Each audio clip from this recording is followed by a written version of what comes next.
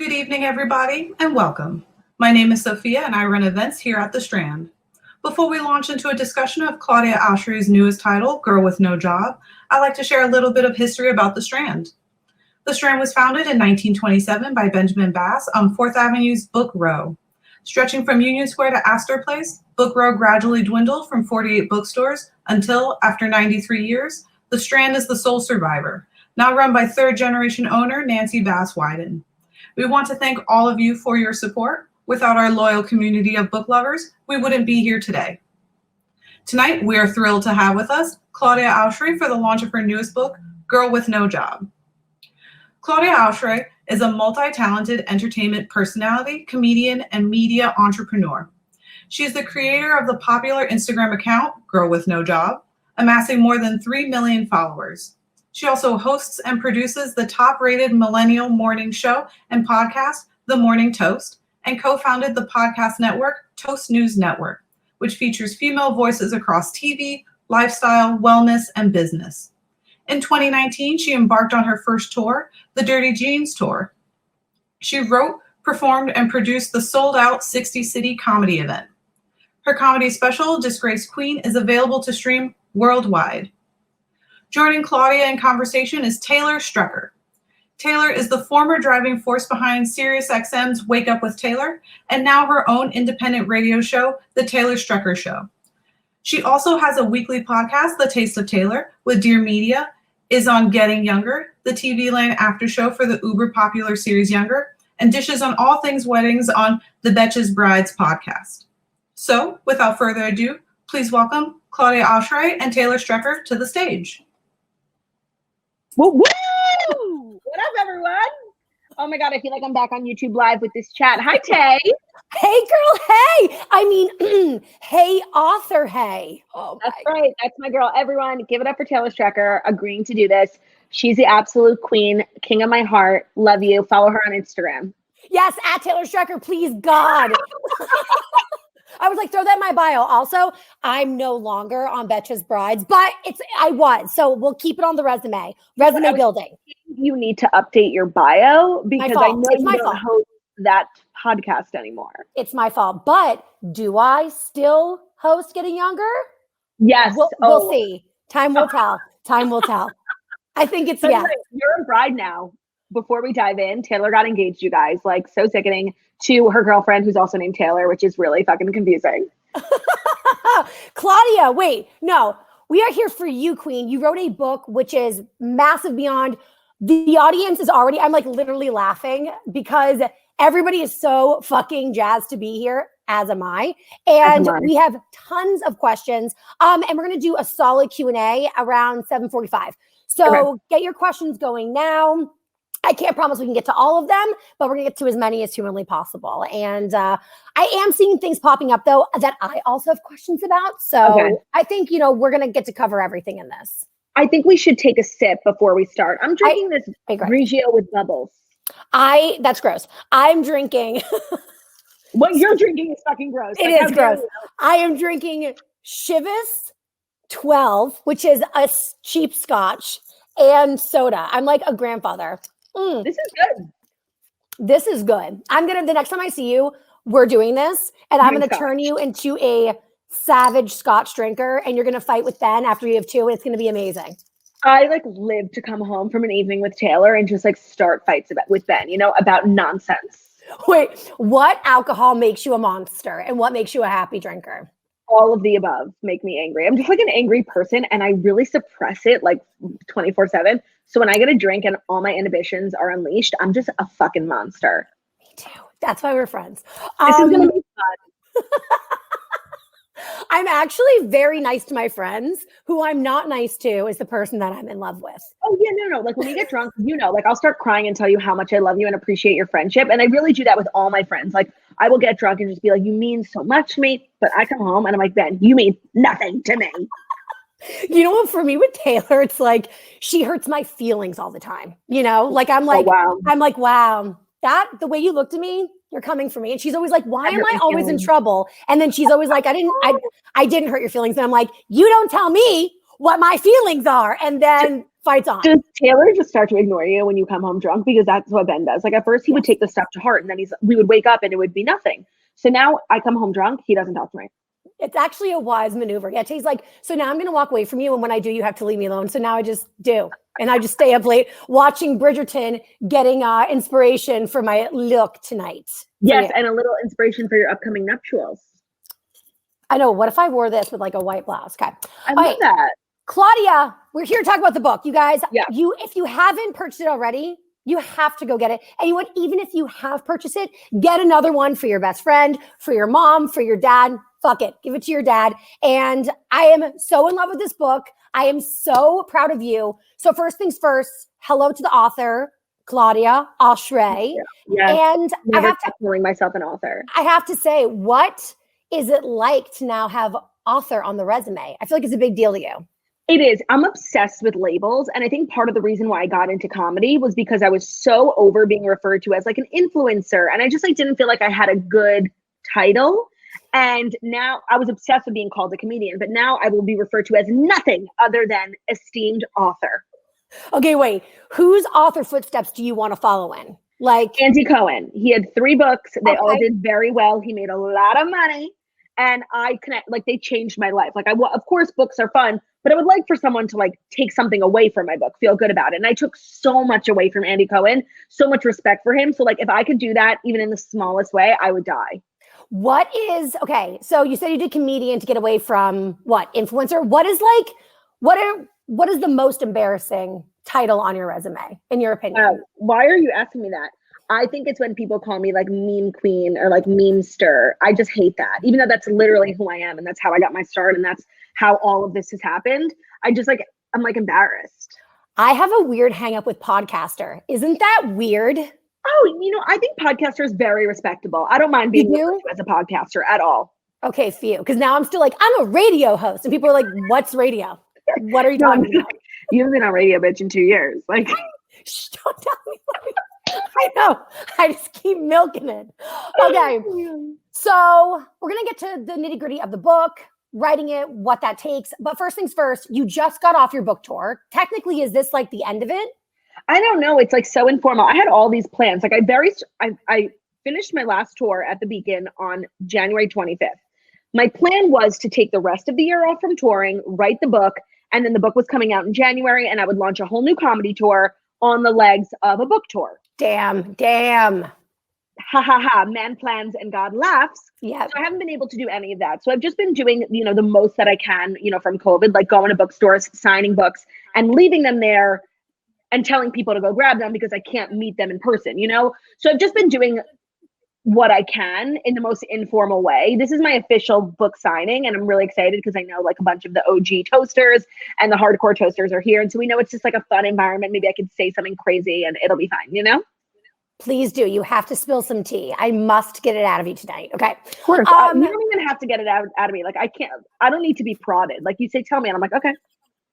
Okay. So book tour though. I know you said, because I follow you on Instagram, as many of us do, 3 million followers and counting. You were nervous backstage at GMA. Why? Like, take us through that.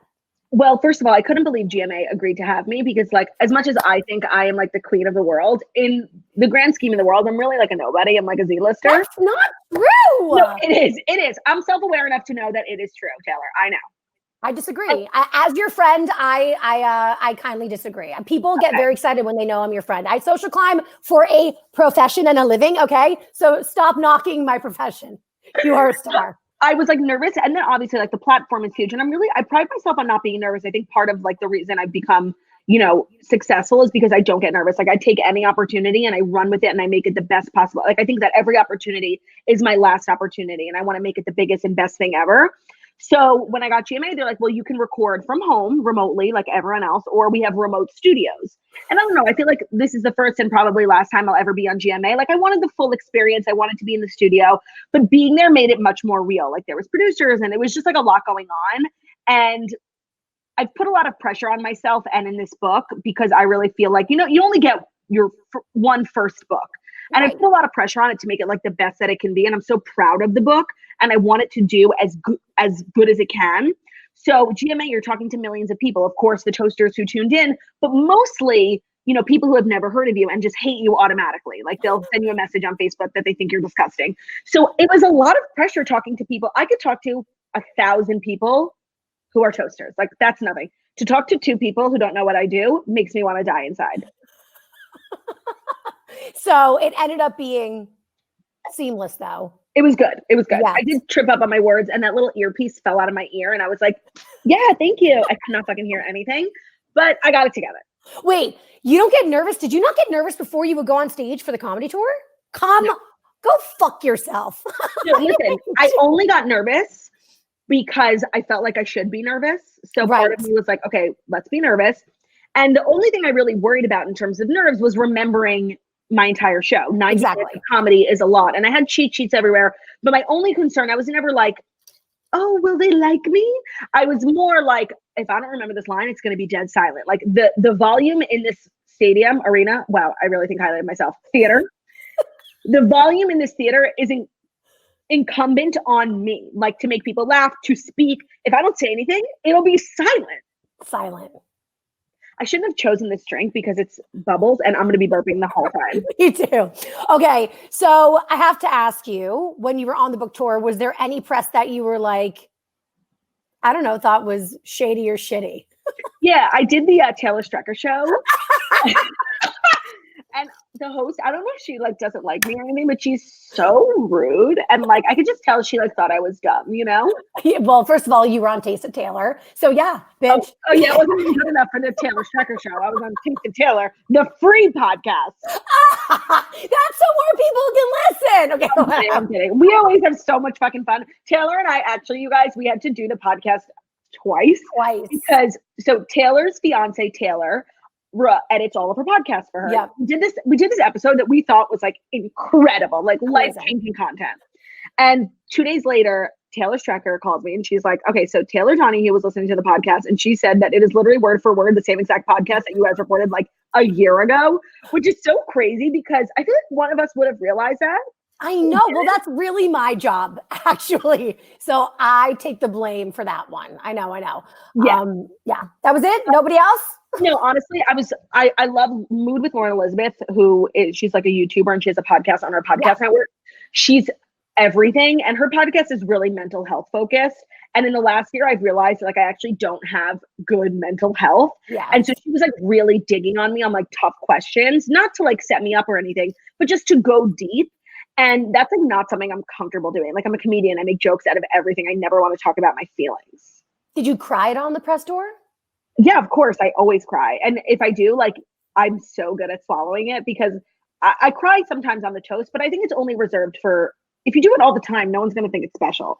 Exactly. So I have perfected the art of swallowing the lump in my throat and pretending like I wasn't crying. But not on your Instagram, the day that the book was released, you were overwhelmed. Oh, that was very overwhelming. Well, first of all, just to put a piece of workout out that's very personal is really scary. To have people on the day that it came out, already finish it and send you their thoughts is very humbling. And then to have people connect with the book, I didn't even when I thought what people would love about the book. I knew they would love to hear about the cancellation because it was just I gave a lot of details on what happened on the actual day. Right. And it's just very interesting how it all went down. I thought a lot of people would relate to on the chapter on body image because I think a lot of my followers can definitely relate to hating your body sometimes and wanting to love it. But what I have gotten the most unbelievable messages about is talking about my dad passing away in middle school. And I just don't know why it didn't occur to me that would be the thing that stuck with people, but everyone has in their own way dealt with loss. And I don't know, it was just a really cool moment to see all of that in writing. It was very moving. And people were writing me their own personal experiences that were very vulnerable and very personal about grief. And that just got me really, really emotional because for so many years I've looked for something to properly describe how I feel. I don't have a dad and it really pisses me off, but also sometimes I forget that I don't have a dad. And it's this very weird feeling. Right. And I feel guilty sometimes that I forget about it. So just putting it into words was very scary. And to know that other people could relate to it, meant a lot to me. Would you say that this book was kind of a therapy session for you, like a big ass long therapy session? Because I know from talking to you, and I'm assuming everybody else knows that you're in therapy, right? Yeah, no, I talked about it on the toast, like my journey into therapy. It's been challenging to find a therapist that I really connect with. I can't say, but you keep saying you're going to give me your therapist. No, I've got your guy. He's the best. He made me lesbian. Send me the number. Send me the number. Dr. Beinenfeld, legit. Okay. He's the best. Yes, I started therapy around the same time as I started writing the book. And I found, honestly, writing the book to be just as helpful as therapy, because I suppress my emotions and I suppress my feelings and my memories. Yes. But in a book, you can't do that. You got to dig deep and put it all out there. So I found it very therapeutic. So what was the most therapeutic part of writing the book? Just the process itself, or was there like a specific chapter? The process itself. But, you know, I always thought that I was like so good at dealing with grief. And then I'm writing the book and I'm like, this does not sound healthy. This girl has not dealt with the death of her father at all. So what was the hardest part of writing the book? Someone just asked me this question, and it occurred to me that there was nothing difficult about writing the book, but there are difficult things about putting it out there because it's very personal to me. Okay. And people on the internet will tell you in 2 seconds that they don't agree with what you said or they don't like what you said. So writing it wasn't hard. I know how I feel. Putting it out there for people to understand and accept, that scared me because people don't agree with some of my choices or whatever. And knowing that like something that I feel very personal and very passionate about will be put out there and someone could think it's stupid, like that scares me. Well, that's what I was gonna say. Like, what was the scariest part of putting it out? Like knowing people were gonna get to read and be a part of your innermost thoughts, experiences, just that they would be like, this is dumb. I mean, you put your life out there constantly. So, and you're not, I mean, you're not a stranger to criticism. So, no, I'm not. So then how is this different than like I would think you would have like super thick skin in preparation for this, but it feels like you're at your most vulnerable in a way. Yeah, because I never really talk about like serious stuff. everything I do is like light and lighthearted and fun and positive. So to put something very personal out and then have people have opinions on it, that's the part that scares me. If you don't agree with my take on The Bachelor, like that doesn't hurt my feelings, you know? Right, I'm right. with that. No, I understand that because I have definitely found that when it comes, people think that you put everything out there, but you can pick and choose. I like to pick topics that like I have an opinion about, but like at the end of the day aren't that close to my heart. And if I had to share like the intimate details of my relationship with like Tay or my family that was coming out, then if people disagreed with that, it would break me. It would break me. Of course. And I do still think that you should write a book. I think everyone in the comments is going to agree. Like if you follow Taylor on her own or you know her through the toast, like her background is so interesting. Taylor, what was it, like 10 years ago? You were married. Yeah, to a man. To a man. And then she fell in love with her best friend, who's also named Taylor. Yes. And it's just like, it's an unbelievable journey that I think a lot of people would relate to. And also it's just interesting. Like, even though like I might not be able to relate to it, like I would live to read about it. Okay, I do want to write a book, but I'm going to ask you. I mean, you just said it wasn't that hard. It's like writing term papers for like 6 months. I'm sweaty armpitting just thinking about it. I'm sweaty armpit too, but that's because my ring light is so warm. It's like making me die. The air is on like 59 degrees. But okay, the idea of writing a book is incredibly daunting. I agree. But they say write what you know. And what do I know better than talking about myself, you know? Yeah, it's your favorite subject. It's my favorite. That and lunch were my favorite subjects growing up. So it's really not that hard, Taylor. Like I think a lot of people, and myself too, like I got the book deal and I was like, great. And then I'm like, oh shit, I have to write a book. But where do you start? Like, are you like, tonight's journal entry is going to be this? Is it kind of like that? Like how many hours? Like when do you do it? I journaled for 3 months and I thought I was like, this journal is going to turn into the book. And everything in the journal ended up being like I scrapped. It wasn't right. But getting to the habit of writing down your feelings is actually really healthy. And if I had the diligence, I would start journaling all the time. But I hate my handwriting and my hand always starts to cramp. Oh, yeah. Well, yeah. How did you write? Did you type it out? What device? Because that's a whole thing. Google Docs is what I used. Yeah. And I actually recorded a lot of like myself talking because I'm a good conversationalist. I'm not as strong of a writer. And I really wanted my book to have that conversational tone. I didn't want it to feel like a textbook. And I've read a lot of celebrity memoirs where I'm like, this feels like I can't hear your voice at all. Right. So I recorded myself and transcribed it into paragraphs. That's fucking genius. You know who gave me that advice? Who? Kelsey Knight from the Lady Gang. Wow. She came on the toast to promote her book. And I told her that I had just gotten a book deal and she gave me that advice and it was so helpful. It's so good. Did you feel like, because I feel like if I were to write a book, I'd feel like I have to like stretch, or did you almost feel like you had to cut yourself off? Well, you know what? My book is 240 pages, which is considered short. And I like that. Like I can always tell when I'm reading a book where they felt like they had to make it longer just because books should be 300 plus pages, like memoirs. Right. But I wanted to say my piece and get the fuck out. Like I didn't want to waste anyone's time. And I feel like, and then you leave people wanting more. Like I've been getting a bunch of DMs, like, where's the sequel? Like, well, that's the impression you want to leave, not, man, that book was long. Right. Well, will there be a sequel? That's the question. I mean, if this book is successful, I would 100% write another book. It was so fabulous. I love being an author. If there's demand for it, 100%. But I'm never about doing things that people don't want to do. Like no one's asking me to release, you know, an athletic wear line, and I won't. Is this book going to be a series like Gossip Girl, or is it going to be a movie?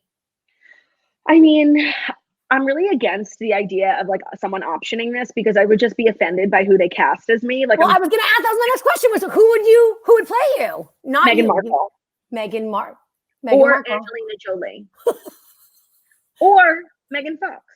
Who would play Ben? Oh, actually, you know, I just did the Redheads podcast, and they do this game. They have monthly episodes, and they do this game where at the end of every episode they say, if this book were turned into a movie, who would it be? Yes. And we did it on the Redheads, and we actually came up with really, really good ones. Ben was, I think, Jonah Hill. Okay, I think Ben deserves better than Jonah because I hear he is an asshole. Really? Oh yeah, like a big one. Also, my memory is so bad. So if anyone listened to the Redheads, can you put it in the chat? Who do we choose for everyone? I think for Jackie, we chose Emma Roberts, which was great. Awesome. Yes. I think for Margot, we chose Madeline Klein from, do you remember from, what's that show called? Outer Banks?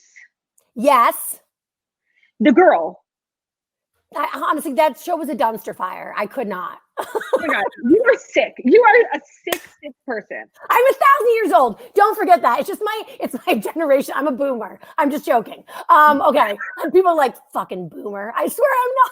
Okay, so yeah, wait, these were what people said. Thank you guys in the comments. Someone said Haley Steinfeld for me because she's an actress and a singer, and I think that was really good. Love that for you. Yeah. Yes. Also, obviously, Madeline Petch for Jackie, who's from Riverdale. They look exactly alike.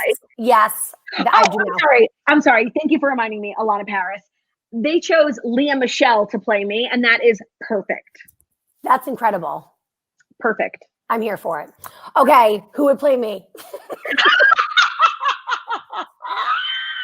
Let me think. I'm thinking Jennifer Garner. Oh my God. Thank you. Thank you. She's a sophisticated woman. Look at you in your Gucci Rouge. Driving me nuts. It's like fucking cockeyed and it's making me crazy. I feel like I'm the KFC man. Okay, here we go. More questions. And I know we have a ton of questions to get to from the audience. Okay. When it comes to releasing this book, I know you were scared of people judging and, just pouring out your vulnerabilities. But I also want to talk about like the celebrity part of your life because you have a lot of celebrity friends. You are an Instagram thirst monster after all. Yeah. And no judgment here. I'm the queen social climber. That's what bonds us together. Yeah. So we climb each other. Yes, we climb each other and then we like tell each other who to climb. Do we let people climb us? I always know when someone's using me for like whatever reason, and I let them only if they have something to offer in exchange. And then when do you cut it off? No, when I need something back, I will follow up with them about the thing that I did for them. And I said, I did this for you. Now you did this for me. And then we never speak again. Okay. So there are celebrity stories in this book, as you do rub the elbows with the celebrities. So who are you the most fearful of reading this book? The thing is that I really didn't say anything bad about anyone. I just said how I'm like so obsessed with celebrities. And through this job of mine, I've been able to meet them, which is like a crazy full circle moment for me. Right. So I really don't say anything bad because for the most part, apart from Hilary Duff, I've had really good experiences with most celebrities. You had a bad experience with Hilary Duff? But like before I was even remotely notable, it was when I was in high school. She was such a bitch to me. You know what? I think she went through a phase, if I'm totally speaking from experience here, because I think she was trying to get over that like Lizzie McGuire. thing. Yes. And I think that it was. Hi, I'm Hilary Duff from Lizzie McGuire, and you're watching Disney Channel. Exactly. And I think she was like, fuck that person. I need to separate. And so maybe there was a while where she had like these child star, adult star growing pains and For was sure. maybe feeling insecure. And so you caught her in like one of those bad insecure days, right? No, for sure. I don't blame her. Like, I don't think anyone is their worst moment. And I'd make a joke about it. I'm sure she's a lovely person. But me and my friends were in the Bahamas for spring break when I was like a junior in high school. And we were in the casino, which we were like not allowed to be in because we weren't 18. And she was there. And we literally stood at like a slot machine, like pretending to like pull shit.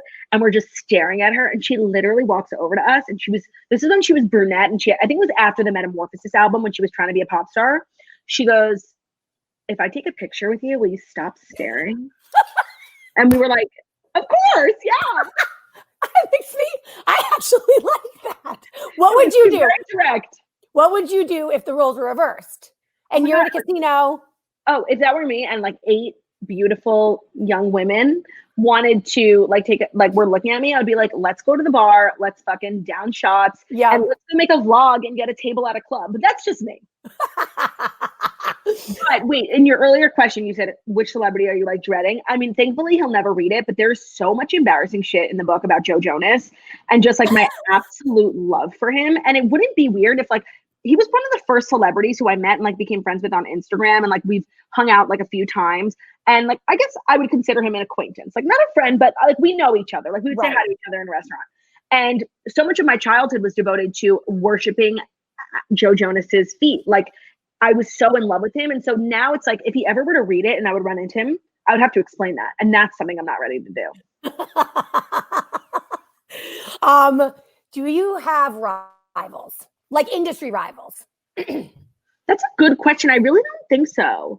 And you know what? Me and Jackie talk about this on the podcast all the time. There are so many like podcasters, you know, in this space who have a really similar audience, like Lady Gang, Caitlin Bristow, Tanya Rad, and Becca Tilly, you, Heather.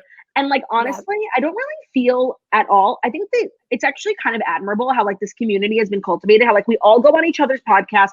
I can say, at least from my experience, everyone has been so kind, so lovely. I've made like genuine friendships with everyone in these groups. And I feel like that's really like a cool 21st century, to quote Tanya Rad, like modern woman thing to do. So no, I don't feel that way. I feel like I operate in the same space as a lot of people, but we're all very supportive of one another. I agree. I think that like we are of the frame of mind of like all boats rise at the tide. Like it's not, you know, but I do think that like, cause I kind of straddle the fence of like millennial and Gen X. I'm not Gen X, but like I've worked with a lot of Gen X people because I was so young in radio. And that shit was cutthroat. Like it was like there's only one spot, there's only like, you know, one position. Right. And it was like we are like tearing each other's heads off for it. And this space is so different. But I was gonna say, if you had a rival, like what would you want them to read your book or no? Yeah, no, I'm really proud of my book. Like I feel like it really represents all elements of me. Like for the most part, it's really funny and wild and thirsty. But there are also like more earnest moments. And that I feel like is reflective of me. Like I feel like most of the time I'm wild and crazy and I'm the girl you want to be with at a party. But every now and then I have these weirdly vulnerable moments and I start crying and telling you about how much I love you. Okay. Did Ben help you write the book? No. He literally didn't even read it like until 2 weeks ago, which was so hurtful. He was like, I'm waiting for the audiobook. Wait. He's like, do you have a copy of it? I'm like, first of all, this book will take you 3 hours to read. I think the audiobook is like 6 hours. So just sit down and read it. And he was like, yeah, I will. And he never did. And literally a week before the book came out, I said, you know, I'm offended. I'm hurt. Read this fucking book. Now. What did he say? He sat on the couch and he read it. Wait, do you think he was a little jellyfish? Does Ben get jealous? No, he doesn't. But in the book, like the thing is, I have a whole chapter on like dating, marriage, and relationships. And I really have very limited dating experience. Like I met Ben and we got married. Like he's the only person I've ever had sex with. I talk about that in the book. Like it's really not that diverse a dating portfolio. So I did highlight a few moments, a few boys in my young adult life who made a real impact on me as a woman. Yeah. And I do think that rubbed him the wrong way. Really? Does he know the guys? No, but they're like in the Jewish circle, so like they have mutual friends, you know? That's what I was thinking. Yeah. I mean, it's Jewish geography. So I was figuring he might have, been friends with them at some point. There's like one of them in the book who, you know, is definitely hanging around the circle a little too close, but Ben doesn't really know him. And it was literally in the 8th grade. Like, I don't know why I'm talking about it. Like, it was like last year. It was in the 8th grade. How many stories did you tell in the book, like of other people? Because listen, it's your story, but sometimes it includes like a teacher or a friend or a coworker. How many people do you think you pissed off? Honestly, maybe one. Who? My English teacher. Because I'm assuming everyone here has already read the book, but I'll give some background. So I had a teacher he was an English teacher when I was in the 10th grade, and I was in love with him. And he was honestly like not that attractive, but I was just like in love with his mind. And he like, you know, when like a teacher gets you really excited about the subject, I was so dumb in school. I hated school, but I was like obsessed with Hamlet. Like he really got me into the curriculum.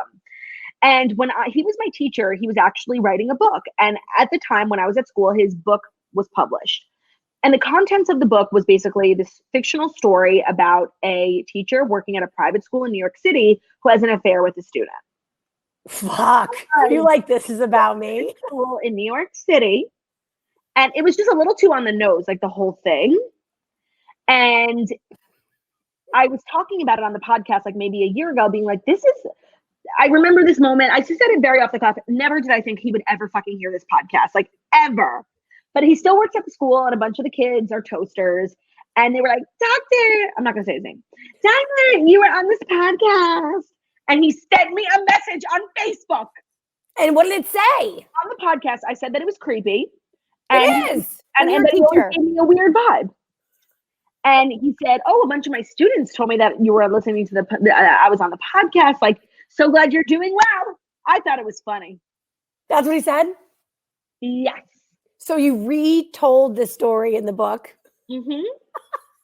And I said, like, the whole thing was so weird that if he reads the book, he's probably the only person. I feel like for the most part, I wrote really nice things about people. I'm not really like a mean person. I make mean jokes, right? But I'm not a mean person. Like, if I meet you, like, it's all good. I'm not one of those people who like starts fights with other people for no reason. I know a lot of those people. You're looking at one of them. That's true. I'm so glad that like you and I met and we hit it off immediately, because I want nothing to do with like the Taylor Stricker who hates me. Like, you are so scary. Like, I just want to be on your good side forever. I really am scary, aren't I? I was just really mean. I was talking about this with Tay last night. I was like, I'm so sensitive. And she's like, you come across really harsh. I was like, I do? Is that why people are so mean to me? Because they think you could take it. I get that too. I can't. Yeah, people think that because I'm like loud and obnoxious and chubby, that like I could take criticism, but I'm a cancer. Like, I dish it, but I cannot take it.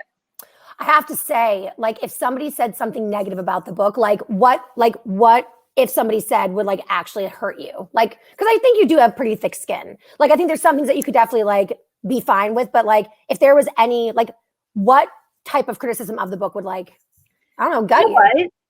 As much as I'm so bad at taking criticism, I read something somewhere, like in a Facebook group last week, that some girl said, like, I find it really difficult to, you know, rate and review memoirs because it's very hard to separate the person from the book. Huh. And when I read that, like, it just kind of took this weight off my shoulders, because it's like, I know a lot of people don't like me. So them not liking my book, it's not a reflection of my work. Like, I know my book is good. Like, I really do. And when you live in internet culture, it's just so easy to let like reviews bring you down. But I know that like, if you hate me, like, okay, you'll hate my book because you can't separate the two. And that like brought me comfort. Yeah. And also, and if you hate me and you buy the book, thanks for buying the book. Thank you for the sale. I will be running to the bank. Do you read, like, do you seek out negative feedback of the things that you do? Yeah. And I know it's so bad for my mental health. Yes. But it's like, you know what? I can't sleep. Let me go see what this account is saying about me. Like, it's so bad. I can't sleep. Let me go do something that's going to like raise my anxiety. I mean, listen, girl, I'm tempted to do it too, but I have an uncanny ability to be like, no. And I just like, do not do it. But that's you do my resolution for the year. Like, I know what websites to go to, like, to hear negative things about me. And one of my resolutions is just not letting that type of toxic energy into my brain. And you know what? I've actually done a really good job with the book because I've been getting messages from people, and that's my barometer. Like, I don't need to go looking at my Amazon reviews because I'll see one bad one and I will literally cry for a week. Like, I can't. And so I'm getting better. Okay. But this is the thing. So first of all, I'm going to do a therapy session with you. Why do you go look at the places where you know it's going to be negative? I hate myself. Okay, fair. Same. Okay. That's why we're friends. We both love ourselves, like talking about ourselves nonstop / despise ourselves. Like I always say to people, despise. I'm like, the meanest thing you can say to me, said it 1,000,000 times to myself. But it still hurts so much. Whatever you're thinking about me, you don't need to tell me because I think it 10 times worse. I'm like, same. I agree. Same, me too. Totally. Okay. When it comes to the feedback that you've been given, let's say on social media, from like a pretty well-trusted source, what percentage is positive and what percentage is negative? Because we live in a really interesting time where it's just if you're going to write a book, if you're going to put yourself out there, it's a guarantee, right? No, and it's like you asked for this. No, I mean, I guess fine. No, to be honest, like I hate to like be like so like patting myself on the back, but people are really responding very well to the book, and that makes me really, really happy because, like I said, it's so personal, and I don't think I would have been able to like live with myself if like my book was universally disliked. And I know it's part of the job to know that people hate you no matter what. Yes. And that's something I'm really like through therapy, through the book. That's something I've come to terms with, and the feedback is so overwhelmingly positive. Like I hate to even acknowledge, people who just fucking hate me because that, unfortunately, those people exist. I asked you the question though, because I could kind of just tell through talking with you from even watching your DMs, I could tell that it was an overwhelming positive response. And you deserve that, like really. And I know we talked about this on the podcast. I know we've talked about it in private and we just talk about it constantly. That's why I had to go back and edit the podcast. But you have a lot of shame around when you got canceled. And like we said, there's some people that just don't want to fuck with Sue anymore. But like you have owned it, you have apologized over and over again. And I think if people really understood the shame that you feel, like I don't think people fucking get it. Like as your friend, I want to tell people like you have no idea. She is still every time I see her privately, she's like, I'm so sorry you have to be my friend. I'm like, first of all, I choose to be your friend. Second of all, stop fucking apologizing. No, you know what it is? It's like, I do feel it's just been like a tough few years mental health wise. But with this book, I really, and maybe this is just me once again being delusional, but I do feel like it is the start of a new chapter. I do too. And it's very comforting and it brings me a lot of peace to have put my side out there, to have in writing permanently, like it exists on the record, my own side of things. And that brings me a lot of peace. It really does. And after the book, you still hate me, like that's fine. But I feel very like this huge weight off my shoulder, like putting out something that explains who I am, what I stand for, and it's something I'm really proud of. So like, I really am feeling like this is the start of a new day for me. Do you think, or rather I should say, why do you think? I'm drunk. I'm a little drunk too. No, like in the last question, I did not make sense. I was like, and I just think. No, you did. I did? Okay. You did. It's a new chapter.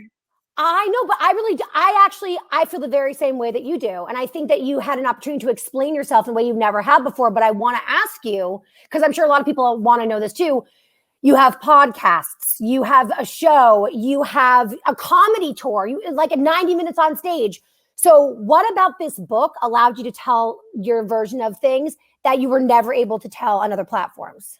Well, a book is very different from a podcast or an Instagram story or tour because it gives you the opportunity to be more meaningful, to think before you speak. That's something I've never, that's something I've never done before. Like, yes, before I speak. So to have 6 months to mull over a thought or a chapter was something I never had because I'm used to doing a podcast, putting it out there and moving on with my life, posting an Instagram story, moving on. So to have everything in the book, I can say like with absolute certainty is like my true beliefs. Like, And of course, I change my mind all the time. Maybe some things will change, but I feel like the book is a great reflection of who I am because I had that 6-month period to fully think it out, be thoughtful, write things more meaningful.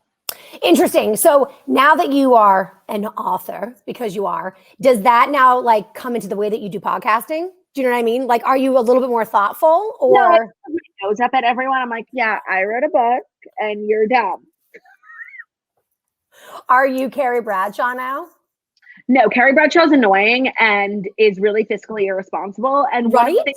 One of the things I pride myself on is like, since I got started and started making money on Instagram, I've actually really been very financially responsible. I'm always thinking about retirement. I want to retire when I'm like 29. Like I'm nothing like Carrie. Okay. I think it is time to get to some of the audience's questions. But I am looking, I'm a bad, naughty moderator. Okay. Press ask a question. They'll all pop up. Oh, okay, perfect. I mean, there's tons coming in. Okay. You love a boomer. I'm such a boomer. Okay. Ooh, what's one story you didn't include that you wish you did? Well, I didn't include it for a reason. Let me think. Actually, I spoke about this on the Redheads. It came to me after, and I really, really wish that I had included it because when I was in the 8th grade, I talk about my parents got divorced and I moved to the city, went to a brand new school, and I was the new kid. And that was really tough for me. And there was another new kid in school with me. He was a foreign exchange student from Israel, and he was really, really, really handsome. His name was Aiden, and I had like a major crush on him. And I just like hated being the new kid so much. Like I wanted to be anything else. Like I just did the most at all times just to escape from the label of new kid. And I started like passing notes with this other new kid, and he was so cute, and like we were really like falling in love. And when rumors, started swirling that me and Aiden, the new kid, like were, talking, I heard someone say, "Oh my God, that's so cute. Like the two new kids." And I never spoke to this man again. Like I did not want to be like the new couple. That would have been so embarrassing.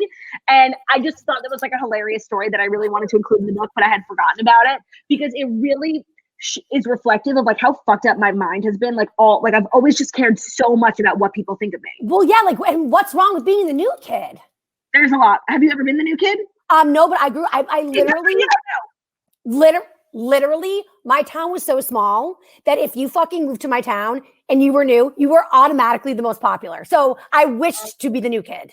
Oh, I was the new kid in Manhattan. So I was like the trash from Long Island. Okay, fine. I get it. Okay. Next question. While editing, what was the funniest Google Doc moment with the sisters? Okay, so yes, I told you I did the whole book on Google Doc, and then I sent it to my sisters, and I'm like, you guys need to read this whole thing because I have a terrible memory. I needed them to just like accurately go through it, refine it, make sure I remembered everything correctly. Yes. And you know how on a Google Doc, you could see people's activity, like if they're on. So I literally sat for 3 hours as all my sisters read the entire book, leaving comments. It was so funny. And of course, I remembered everything incorrectly. Like, thank God, honestly, for Olivia and Jackie, because they have like ironclad memories. And it all ended up working out. It was so wait, like hard. What did you misremember? Oh, I mean, like I detail in the book how we got our show, The Morning Breath. And I really wrote in the draft, like how I genuinely thought it happened. Right. And Olivia called me. She was actually in the hospital at this time. She was, she had preeclampsia. She was in the hospital before Michaela. So she spent a lot of the days editing my chapters, which was so nice. But she like needed something to get her mind off of things. And she was like, what are you talking about? Like, this is not at all what happened. And I'm like, it's not? You know how like you remember something so hard that like you actually believe it's true? This is the story of my life. Like I pride myself in having a great long-term memory. Short-term, not so much, but long-term, really good. And it like floors me when somebody's like, you're so fucking far off. It's beyond, because it is so the truth in my heart. Oh shit, you're the exact same way. No, I know. It's like so crazy when I remember something so vividly and it never happened. How is that possible? I think I know. I think that we're so emotional that we remember the emotions, like feelings aren't facts. Well, actually to us, they are. Really good point. So we remember the emotional aspect, not necessarily like the like point A to point B and so on and so forth. So we're basically just literally liars. No, I'm a full-time liar and I'm actually okay with that. Maybe it's just our brains protecting ourselves from the truth. No, I actually realized through therapy that I don't actually have a bad memory. I am suppressing memories because of my childhood trauma. Damn. I want to go to therapy with you. Not to overstep. Just a little. Just a little. Okay. And also, which sister? I'm gonna piggyback on some of these questions. Which sister was the most helpful? Sorry, that was my log in my fireplace. Which sister was the most helpful? Brag, why don't you? Humble brag. The little flex for you. Yeah. Which sister was the most? Olivia and Jackie both have the best memories. I would say that Olivia was best in recalling information, and Jackie was best in helping me like articulate my thoughts more clearly. And Margot? She was just along for the ride.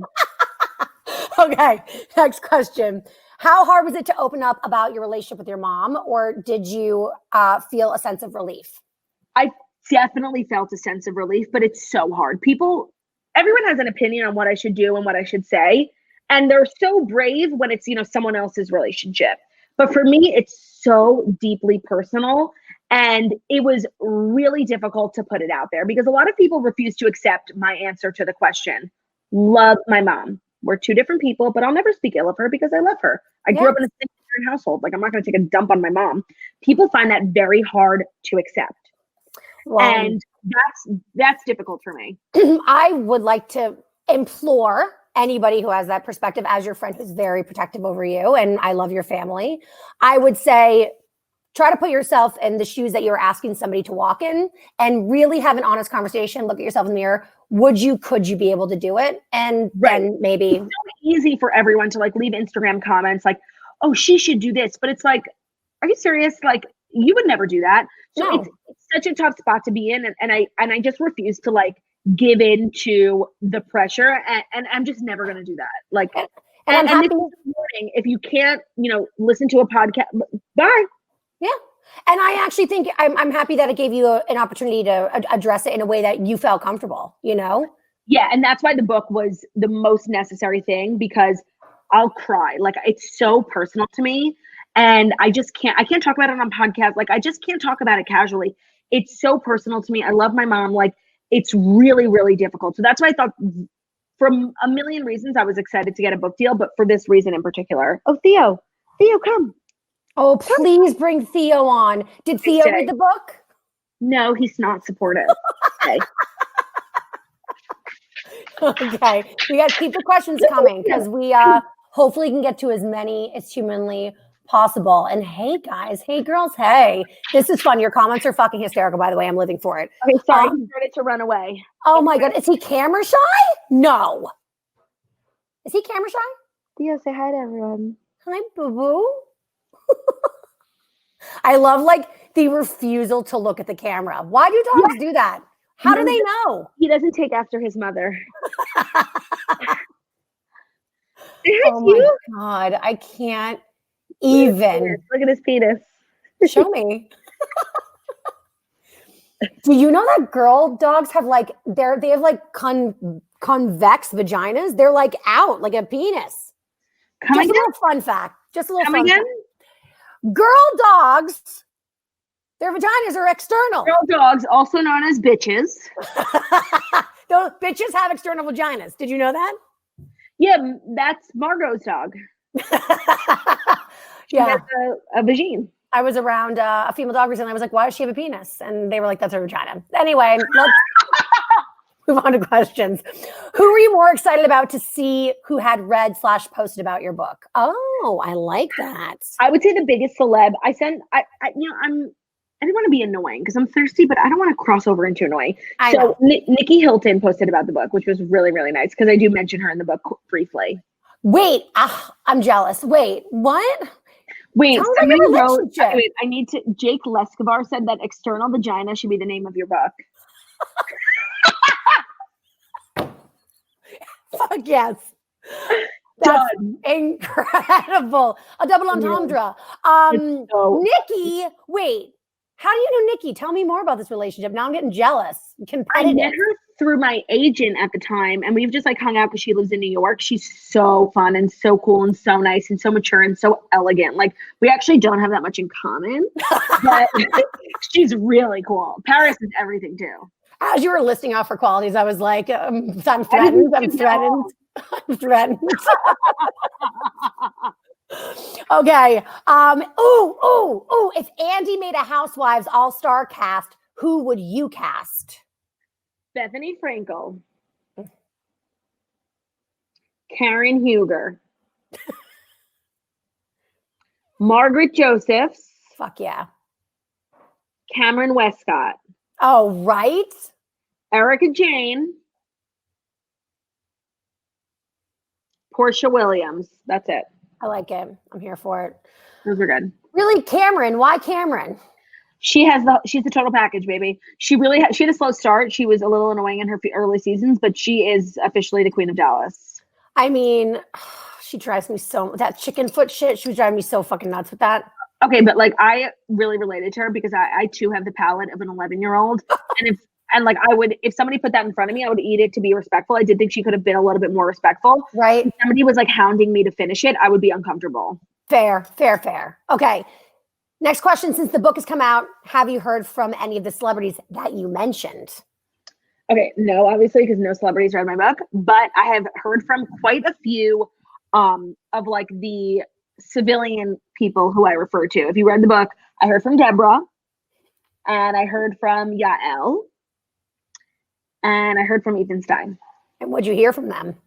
Just like, those were people like for a multitude of reasons they ended up in the book just because of something they said or did that like impacted me in a positive and negative way. And everyone was really excited and very nice about it because I didn't really ask permission. Did you feel like any of your friends that you didn't write in the book would be mad at you? Okay, yeah. So I have had like the same group of friends from. I'm so sorry. Were you trying to get something off your chest? I just, first Stassi, then you. I'm just saying, am I not here? What am I? Friend? I'm just friend on the Daily Mail in the red dress? You'll be in the sequel. You better. Why do you think it's wear my Gucci? Huh? What was the question? I forgot. Oh, no, I remember. No, I remember. Wait. I forgot. When drinking was a bad idea. No, terrible. No, I know the question. Friends that were going to be mad that that you didn't mention in the book. Yeah. So I've had the same group of friends like from high school and college. We all went to NYU together, except for one of us, Anna. And she went to school in Boston, and we're all still best friends. Like, she went to school in Boston. So like when I mentioned all my college friends, I listed them out and I didn't say Anna. And she was like dead ass. I told her at dinner like a few months ago, and she was like seriously upset at me. Wait, so did you like tell her she wasn't in it, or did she? No, because they were like, are we in it? And I'm like, yeah, all of you except for you. And but that's your fault for going to college out of state. Has she forgiven you? Oh, fuck. Friendship ender. You know what? Writing a book's kind of like planning a wedding. Interesting. Yes. Oh my God. I do not envy the position you're going to be in. Like, ugh. I'm already having anxiety. I can't even talk about it. I can't even. Who sent you the best gift for writing a book? Taylor sent me a big ass bottle of rosé. Magnum, because I was going to send you a huge thing of black cherry fucking spritzy ditsies, but you can't drink them anymore. You're allergic and shit. I know. I think that the best gift I got was, well, also these flowers, which are gorgeous. But I got a Momo Fugu cake, and that was sickening. I ate the whole thing. Oh, I also got Cinnabons. Those were the best. Oh, damn it. I'm sending you more gifts. Come over. Okay, who was the most famous celebrity you sent your book to, and did you hear from them? Fucking great question. The most famous person I sent the book to was probably Nikki or Paris. Heard from Nikki, have not heard from Paris. What a ditch. She'll get there. She's busy. She'll get there. Was it hard to come up with and keep track of all the fake names for the people you spoke about in the book? Great question. Yes. I originally wrote their real names because I only wrote their first names and I didn't really say anything bad or defamatory. But then once the manuscript was done, I had like a 4-hour call with legal, and they literally went page by page of all the things that I had to change. And then right then and there, we changed a bunch of people's names on every page. So I wrote it as their real names, and then by the end, it had been changed. Who was the first person that you told that you were writing the book to? Well, like Oh God, excuse me.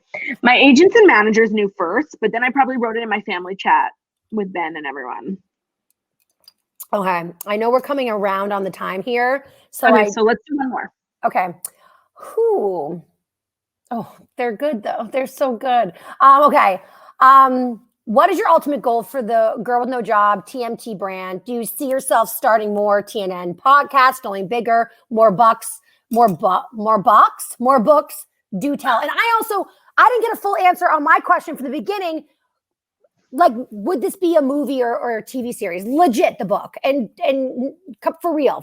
That's like where that's big money. If somebody wanted to, I'm inclined to say no, just because I'm very protective of my brand and my family. And I can't imagine that like it would be the most flattering thing because, you know, I'm a controversial queen. And the earlier question was what? The ultimate goal for your brand. Your brand. Yeah. No, I mean, this is like such a lame answer, but like I'm so happy with where my brand is at now. Like if it grows, I mean, you know, TNN gets bigger, we do more books, great. If everything stays the same for the next 10 years, I'm so grateful, like to have an audience, to have a platform. I really wouldn't mind if it stayed this way forever.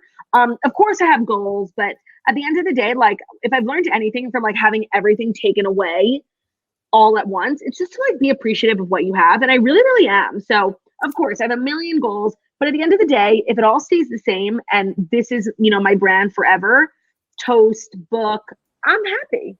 I love that. It's true. You know what? You are younger than me.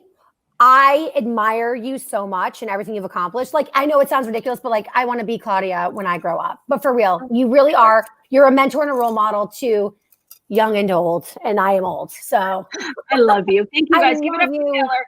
Please follow Taylor on Instagram. That is her payment for tonight. So at everyone go follow yes. at Taylor Strecker. Thank you to the Strand for hosting this. I am back. Sorry I was early. Thank you, both of you, for a really fun, really engaging, a really, really well answered questionnaire, Q&A. Thank you to our wonderful audience for joining us for the night. Is there anything either of you would like to say to our audience before we all sign off for the night? Follow Taylor Strecker on Instagram at Taylor Strecker. Thank you guys for the support on the book. This chat is bringing me back to our YouTube live days where the chat was so lit. This was so much fun. Gotta do it again. Thank you, Sophia, and thank you to Strand. This was so fun, so fabulous. I hope everyone had fun. And that's all for me. If you guys haven't purchased your copy already, there's a purchase button at the bottom of your screen. Feel free to go get it whenever you are ready. It will be right there for you to read as our quarantine progresses. Thank you, everyone. Have a great rest of your night and stay safe out there. Bye, guys. Bye.